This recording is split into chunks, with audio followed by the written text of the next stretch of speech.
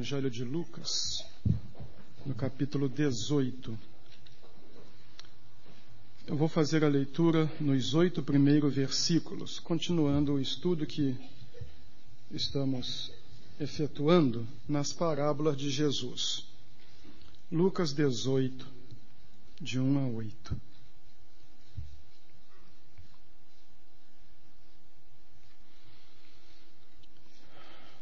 Contou-lhes também uma parábola sobre o dever de orar sempre e nunca desfalecer, dizendo: havia em certa cidade um juiz que não temia a Deus, nem respeitava os homens. Havia também naquela mesma cidade uma viúva que ia ter com ele dizendo: faze-me justiça contra o meu adversário. E por algum tempo não quis atendê-la, mas depois disse consigo: ainda que não temo a Deus, nem respeito os homens, todavia, como esta viúva me incomoda, hei de fazer-lhe justiça, para que ela não continue a vir molestar-me. Prosseguiu o Senhor: ouvi o que diz esse juiz injusto. E não fará Deus justiça aos seus escolhidos, que dia e noite clamam a Ele, já que é longânimo para com eles? Digo-vos que depressa lhes fará justiça. Contudo, quando vier o Filho do Homem, porventura achará fé na terra? Queiram sentar-se, por favor.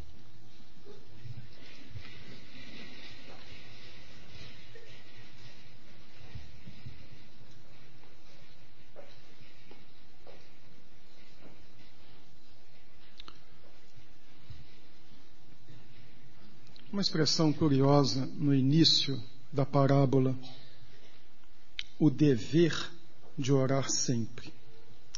Aí é que aquele irmão muito crente, muito piedoso, que tem a mania de corrigir tudo, vai dizer assim: como? Que dever? Orar é um privilégio, orar é um prazer, não é um dever. Que bom que se todo mundo visse como privilégio, como prazer, mas parece que para alguns é realmente um dever quase que incumprível. Mas a palavra traduzida por dever é muito rica. No texto grego, ela traz a ideia de algo que alguma pessoa sabe que deve ser feito e faz. É um substantivo que é muito usado, e os militares aqui entenderão isto melhor, a posição do militar de plantão. Ele tem um serviço a cumprir. Ele não está ali porque alguém encostou uma espada na sua costela e o obrigou, mas ele escolheu aquela carreira.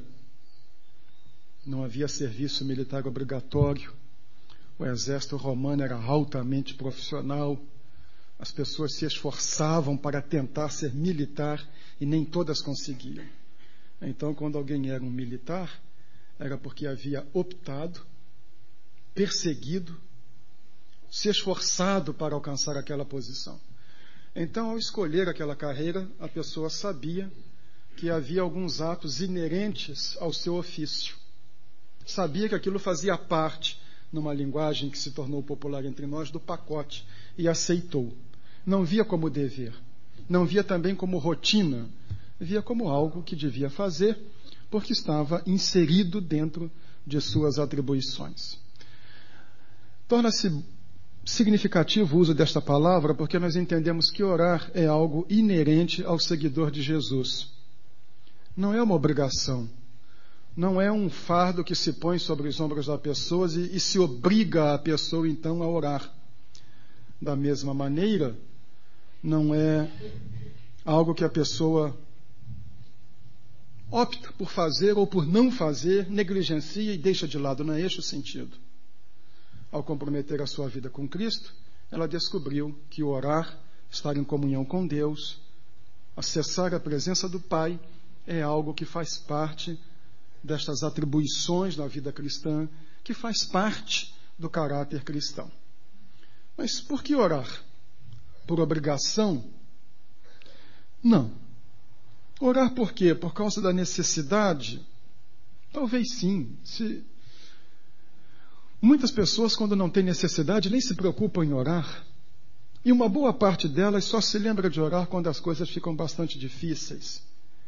Mas eu tenho para mim que o fundamento da oração não é a obrigação, não é o que faz parte de uma rotina espiritual e nem porque nós tenhamos necessidade, porque nem toda oração é necessidade. A oração de gratidão, a oração de louvor, a oração de adoração. Para mim, o fundamento da oração é Deus. Nós oramos por causa de Deus. Nós oramos porque existe um Deus. Se não existisse um Deus a quem orar, a oração seria um mero exercício psicológico. Comunhão com o subconsciente. Se houvesse um Deus, mas um Deus inacessível que não ouvisse orações, oração também não faria sentido. Se houvesse um Deus acessível, mas impotente, incapaz de responder, também a oração não faria sentido. O fundamento da oração é Deus. Existe um Deus de todo poder. Existe um Deus que é misericordioso e que, no dizer de Jesus, tem prazer em dar boas coisas a seus filhos. Esta é a base da oração. O suporte da oração não é a vida cristã. É o fato de que há um Deus com quem se pode manter comunhão, um Deus que ouve e um Deus que tem poder. Mas se fôssemos perguntar, olhando para esta história, por que orar? Olhando para o juiz e olhando para a viúva, os dois personagens desta história, por que orar? Quais são aqui os motivos nesta história de Jesus, que não esgota toda a temática da oração, mas nesta história específica, quais são os motivos que nos impelem à oração? O primeiro motivo é, ele tem autoridade. Esta é a base fundamental nesta história. Aqui está a mulher. A mulher não tem necessidade de amparo por parte dos filhos, não é esta a questão. Ela é uma viúva. Ela precisa de um juiz. A viúva e o órfão tinham prescrições dentro da lei, de maneira que eram os mais bem amparados, porque numa sociedade centrada no homem, a ausência do provedor do lar empurrava viúvas e órfãos para a mendicância. Na sua sabedoria, Jesus não fala de uma mulher que perdeu o marido e precisou ser mantida pelos filhos, não. Ela é uma pessoa carente, é uma viúva, é uma das pessoas mais carentes da lei. Mas ela tem uma disputa legal com alguém. Faze-me justiça contra o meu adversário. E ela não foi lá para choramingar com as vizinhas. Eu tenho um problema com aquele homem. E não era essa a questão. Ela precisava de alguém que tivesse autoridade para resolver o problema. Quem tinha autoridade era o juiz. Ele podia fazer justiça à mulher. O fundamento da oração é este. Ele pode. Deus pode. O que faz com que as nossas orações sejam atendidas é o fato de que Deus pode. Não é a nossa espiritualidade, nem a nossa intensidade em primeiro. Sim, é bom que a pessoa tenha intensidade na oração. É bom que a pessoa tenha espiritualidade, mas não são estas coisas. É o poder de Deus. Para muita gente, orar é convencer um Deus recalcitrante, relutante em fazer as coisas que nós queremos.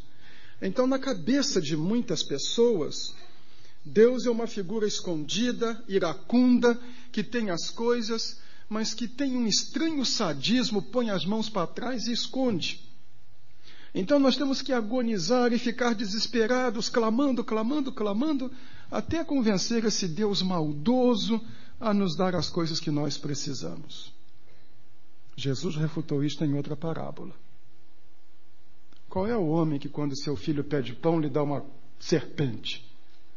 Aí diz ele, Deus tem prazer. Assim como vocês, pais, têm prazer em dar, Deus, o Pai, também tem prazer em dar. A base de tudo é o poder de Deus. Há muitas pessoas que não oram, não é porque não têm tempo, é porque elas não creem no poder de Deus.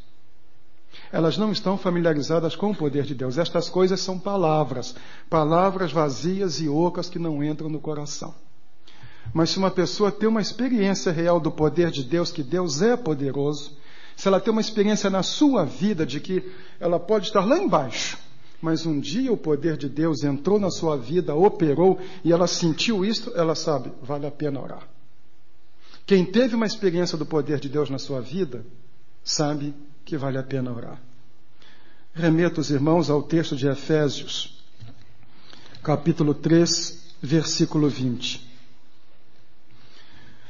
Paulo deixa esta expressão: ora, àquele que é poderoso para fazer tudo, muito mais abundantemente, além daquilo que pedimos ou pensamos, segundo o poder que em nós opera. Esta é uma expressão intrigante. Ele é poderoso para fazer tudo muito mais abundantemente, além do que pedimos ou pensamos, segundo o poder que em nós opera, o poder que Ele põe na nossa vida. A mulher confiava na autoridade do juiz e foi lá. Quando nós confiamos na autoridade de Deus, no poder de Deus, então a oração não é um fardo, não é uma coisa que pode ou não dar certo. Não aconteceu comigo. Aconteceu com um pastor amigo meu, que pregando na minha ex-igreja, contou esta história. Eu não costumo contar as histórias de aconselhamento, mas ele contou, sem citar nomes, de um casal a quem ele aconselhou. E o casal disse: não, nosso casamento acabou, nosso casamento morreu, o nosso casamento já está até cheirando mal. E ele então perguntou assim: vocês acreditam naquela história que está lá em João 11, da ressurreição de Lázaro? Acreditamos. Vocês acreditam que Jesus tirou um cadáver que já estava cheirando mal da sepultura há 4 dias e mandou o cadáver sair? O cadáver saiu andando. E depois lá à frente se vê até que o ex-cadáver, expressão curiosa, né? O ex-cadáver deu até uma festa em casa. Vocês acreditam nessa história? Sim. Curioso, vocês acreditam que ele pôde ressuscitar um morto de 4 dias cheirando mal? Vocês dizem que o casamento de vocês morreu e está cheirando mal, e não acreditam que Deus pode ressuscitá-lo. O maior empecilho a uma vida de oração é a nossa descrença na autoridade de Deus, no poder de Deus. Não é que nós não tenhamos tempo, não é que nós achemos que aquilo é muito pesado, que não vai dar certo. Não. É tudo a nossa visão de Deus. Às vezes, agora sou eu quem vou contar a parábola. Uma mulher que tinha uma pendência com um adversário. E havia um juiz a quem ela podia procurar. Mas todos os dias ela ficava lá onde se lavava a roupa, reclamando com as vizinhas do homem. Quando ia buscar água no poço, ela estava reclamando com as vizinhas do homem. Quando ia lá no mercadinho da cidade fazer compra, ela estava lá reclamando com as vizinhas do homem. Todo mundo sabia que a mulher tinha um problema com o homem, mas o problema continuou, porque a mulher não buscou a pessoa certa. Às vezes fazemos assim, reclamamos com todo mundo, contamos para todo mundo, mas não levamos para a pessoa que tem poder, que tem autoridade, que pode resolver. Este é o fundamento. A pilastra, o suporte de tudo. Ele tem autoridade. O segundo, eu tenho necessidade. Esta é a segunda força de uma vida de oração. Eu tenho necessidade. A primeira era que o juiz tinha autoridade. A segunda é que a mulher tinha uma necessidade. Se não precisasse, não procuraria. Alguém aqui já procurou um juiz?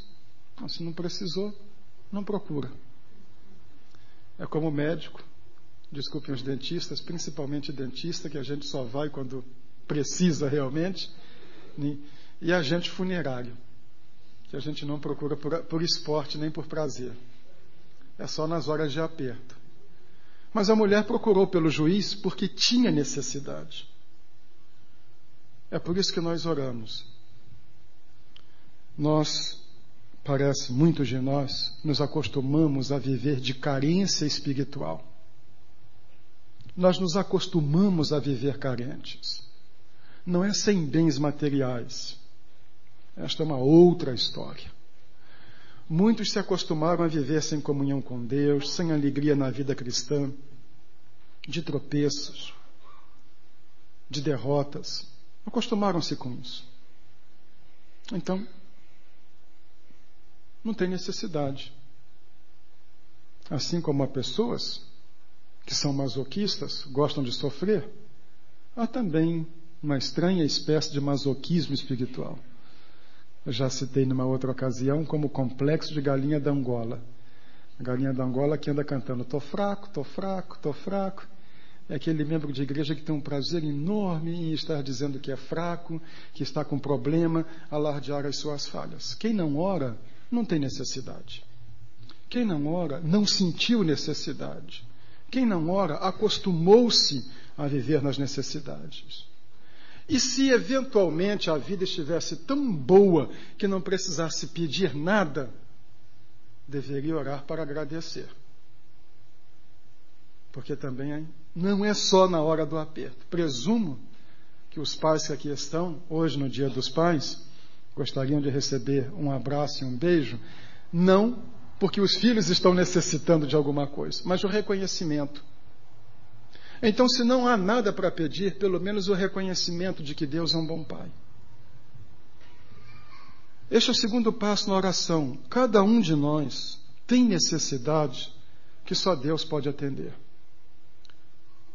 Talvez um bom amigo nos consiga um emprego, talvez uma boa chorada consigamos um aumento, talvez possamos nos esforçar e consertar algumas coisas, mas há aspectos em nossa vida que somente Deus pode atender.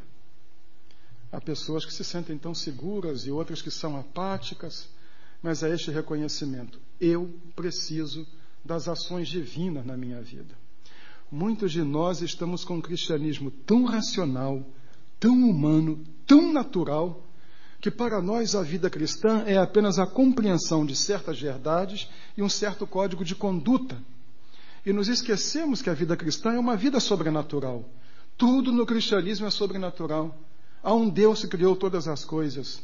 Há um Deus infinito que se fez finito. Há um Deus eterno que se fez temporal. Todas estas coisas são sobrenaturais, são absurdas. Que morreu, que ressuscitou, que vive. A vida cristã é fundamentalmente uma vida sobrenatural.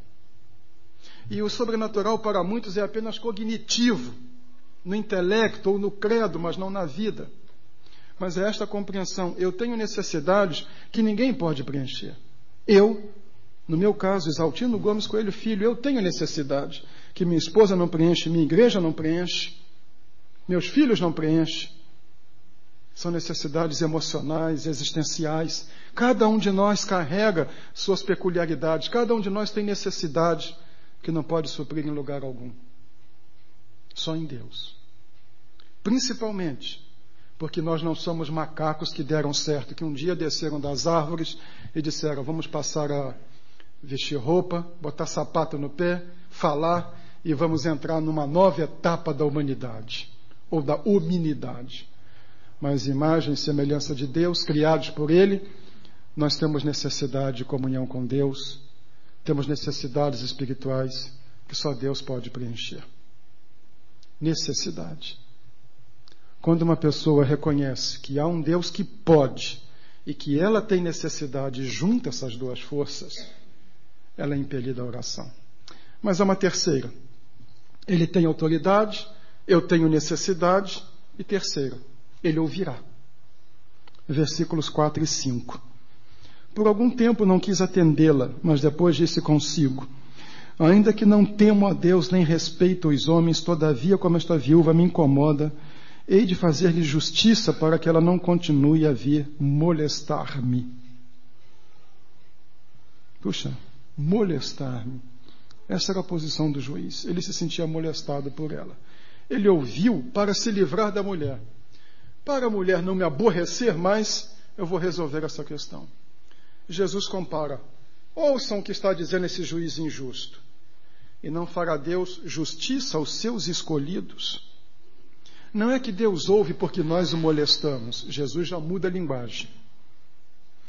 Para o juiz, a mulher era chata, incômoda. Para Deus, na palavra de Jesus, seus escolhidos, aqueles a quem ele ama, a quem ele selecionou. Do juiz se diz, não temia a Deus, nem respeitava os homens. Depois o próprio juiz diz assim, ainda que não temo a Deus, nem respeito os homens. 2 vezes se diz que o juiz não tem temor a Deus, nem respeito aos homens. Mas de Deus, o Pai, Jesus diz, ele é longânimo. Longânimo é uma dessas palavras que nós lemos na Bíblia e ficamos sem saber o que significa. Quer dizer, disposição muito grande, um ânimo interminável, um ânimo inquebrantável. Ele não cansa nunca, ele não desaponta nunca, não desanima nunca, tem grande misericórdia. Ajuntaram-se 2 forças, sua autoridade, nossa necessidade, mas vem uma terceira, sua misericórdia. Este é outro motivo pelo qual nós podemos orar, porque Deus é misericordioso. Alguém vai dizer, puxa, isso é bacana, né? É legal então entrar na igreja. Quer dizer que tudo que eu quiser, ele vai me dar. É como se fosse lá um grande armazém, eu tivesse uma conta ilimitada, eu entro no shopping mais luxuoso do mundo com um cartão de crédito para despesas ilimitadas, eu levo o que eu quero. Tem de tudo. Não foi isso não. Digo-vos que depressa lhes fará justiça. Não é tudo que eu quero. É o que for bom para mim, é o que for reto, o que for necessário. Nem sempre o que eu quero é o melhor para mim. As mães aqui sabem muito bem que seus filhos gostariam de só comer sorvete, chocolate e doce. Enfia legume pela goela do guri. Tem de comer legume. Não é bom, mas é o que ele precisa. Às vezes temos que levar ao médico. Tenta explicar para uma criança de 7, 8 meses que aquela injeção dolorida é boa para ela. Não é boa para ela. Mas o pai sabe que a criança naquele momento precisa da injeção. Não adianta dar um beijinho ali que não vai passar. Tem que dar a injeção, que dói. A criança grita, chora. Talvez possa até pensar, se já pudesse racionalizar, meu pai e minha mãe são assassinos, mas é o que ela precisa. Muitas vezes, as coisas que nós realmente precisamos não são as coisas que nós queremos. Podemos querer, mas o que nós queremos é para nosso prejuízo. Tiago disse isto. Vocês pedem e não recebem porque pedem mal. Vocês pedem para gastar nos seus prazeres. Querem ver uma coisa? Eu já vi tanto crente que quando era pobre e tinha limitações econômicas, era muito fiel a Deus. Muito integrado na igreja. Subiu na vida e esqueceu de Deus. Afastou-se de Deus. Nem 1, nem 2, nem 3 casos. Dezenas de casos. A bênção acabou se tornando uma maldição. Talvez fosse o caso de Deus empobrecê-lo para ele procurar por Deus novamente. É que nós estamos tão acostumados a quantificar e parece que esse materialismo grosseiro, nojento de televisão, de que vida cristã é ter coisas e ter coisas, nos faz amar mais as bênçãos do que o doador das bênçãos. Amar mais as coisas do que aquele que pode nos dar as coisas. A Bíblia diz que Deus é ciumento. E Deus quer ser amado por aquilo que Ele é, e não pelas coisas que nos dá. E muitos de nós não amamos a Deus, amamos as coisas. Como eu tenho visto membro de igreja materialista, grosseiramente materialista, com uma tintura religiosa, mas no fundo sem nenhuma preocupação espiritual. De que é que precisa? De quanto é que uma pessoa precisa para ser feliz? De trocar o carro cada semestre? De viver em competição com o vizinho? São estas coisas que nós precisamos, que nos dão felicidade? A Bíblia diz: o que ama o dinheiro nunca se fartará de dinheiro. Quem ama as coisas nunca se fartará de coisas. Quanto mais tiver, mais quererá. Mas, irmãos, algumas das pessoas mais felizes foram pessoas que foram privadas de tudo, mas mantiveram sua comunhão com Deus. Não estou fazendo apologia da miséria. Vamos jogar tudo para o alto. Vamos morar numa favela e vamos ver como é bom viver, o Deus dará, que Deus vai cuidar de nós. Não é isto. O que estou dizendo é o seguinte: não inverta os papéis. Não inverta as posições. Não ponha as necessidades acima de Deus. Não ame as bênçãos mais do que aquele que dá bênçãos. Não ame coisas mais do que a Deus. Ele ouve e dá o que é bom para nós. E se não der, foi por algum motivo. Não é que ele não tem. Muitas vezes meus filhos quiseram coisas que eu não pude dar. Não tinha recursos. Não tinha condições. Não tinha. Pronto, acabou. Mas houve ocasiões que eu não dei porque não era o melhor. Agora, Deus tem condições de dar. E se não dar, em vez de revolta, de frustração, de mágoa, de ressentimento, alegre-se com aquilo que Deus lhe deu. Ele ouvirá. E Ele é sábio. As coisas que Deus lhe dá, receba com alegria. Seja grato.